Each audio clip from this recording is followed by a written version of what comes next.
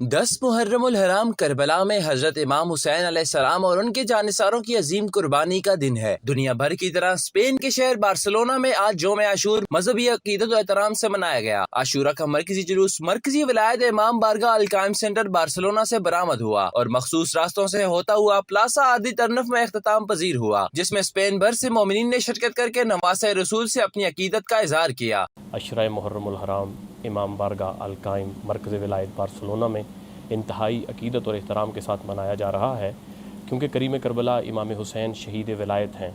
امام حسین نے جو اپنے عزیزوں اور دوستوں کی قربانی دی وہ ولایت امیر المومنین کے لیے دی، اور ولایت امیر المومنین ہی نقطہ اتحاد ہے۔ ہم آپس میں تمام مومنین، تمام مسلمان ولایت امیر المومنین کے نقطہ پہ اکٹھے ہو سکتے ہیں، اور یہی نقطہ اتحاد ہے جس سے تمام عالم اسلام کی فلاح ہے۔